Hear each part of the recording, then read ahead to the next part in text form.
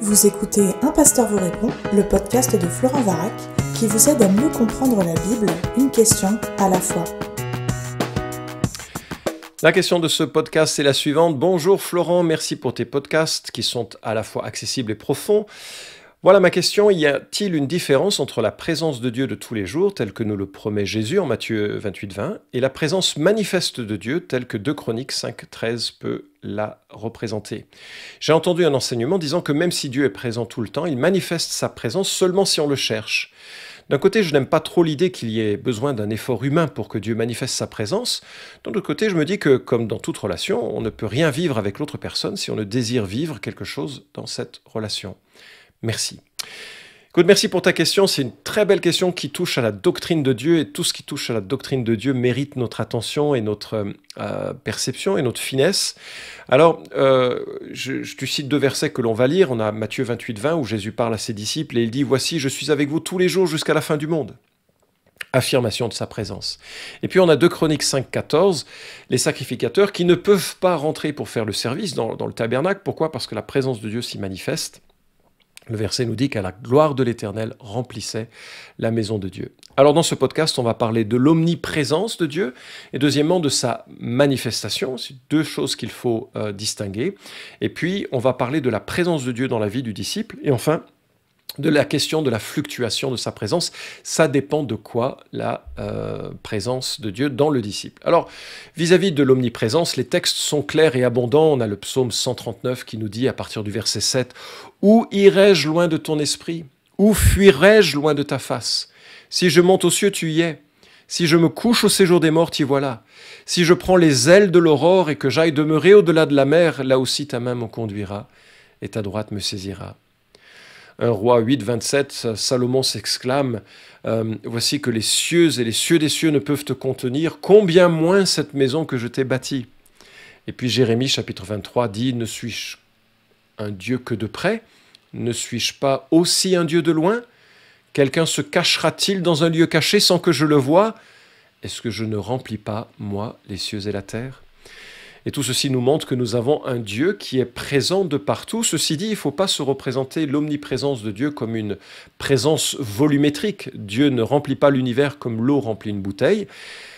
Dieu est distinct de la création, et donc il n'est pas dans cette relation à la création de cette manière. Il est aussi immorcelable, il est indivisible, ce qui nous conduit plutôt à nous représenter Dieu qui est esprit, radicalement distinct de sa création, et dont la présence est pleinement complète de partout, tout en sachant que la manifestation de sa présence peut varier dans les lieux et les personnes selon sa volonté.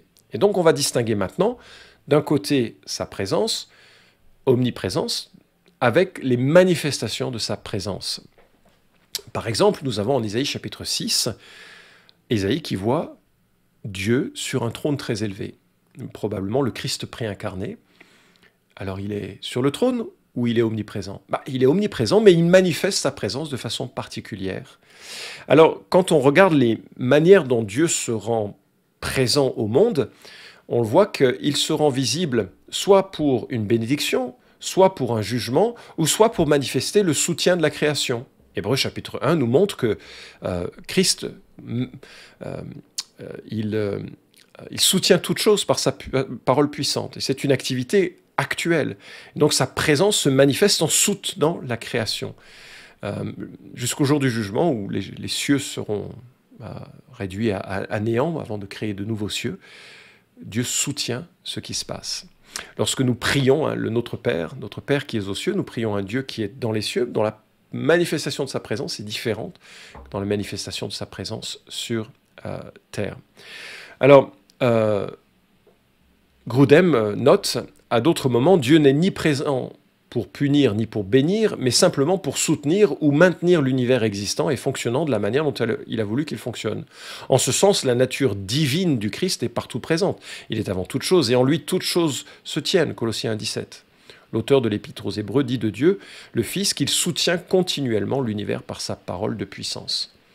Donc Dieu est omniprésent, mais les manifestations de sa présence peuvent varier en fonction des circonstances. On imagine un Dieu qui sera pleinement présent également en enfer, mais on imagine aussi que cette présence sera manifestée de façon différente que sa présence au paradis.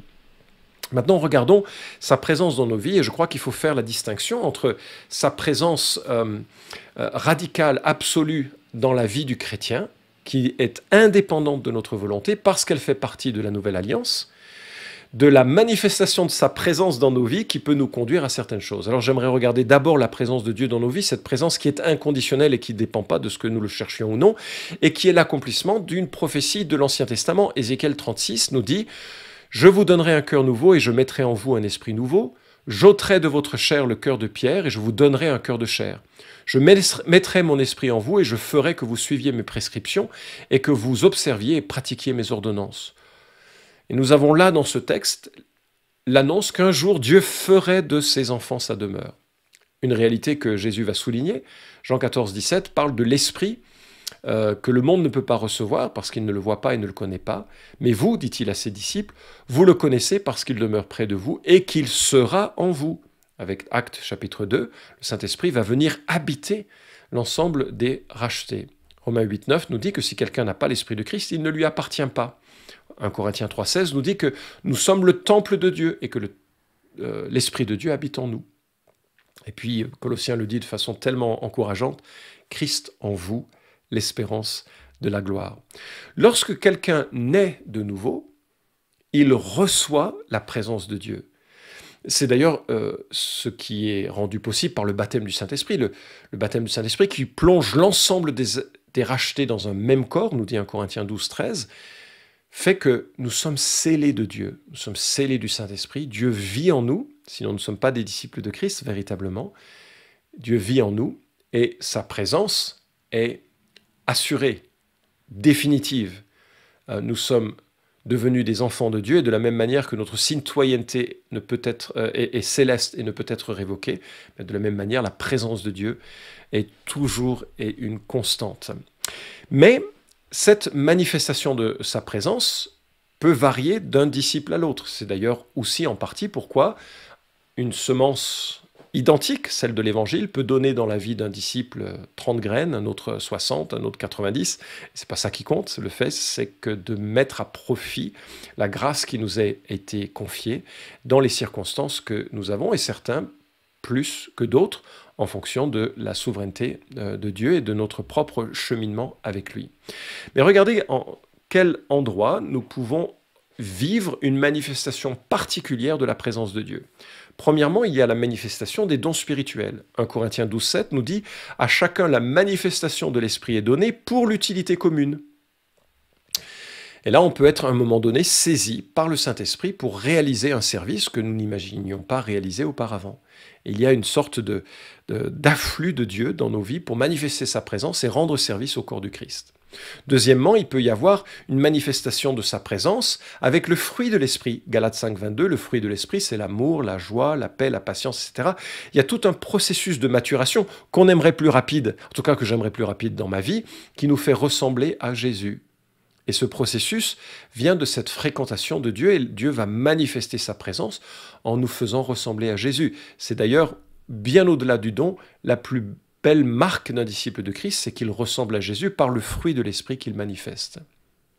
On peut aussi exprimer, ou ressentir plutôt, la présence correctrice de Dieu. Hébreux chapitre 12, Dieu nous corrige comme un père, et sa présence peut pointer le doigt sur un domaine de notre vie qui a encore besoin d'alignement avec lui.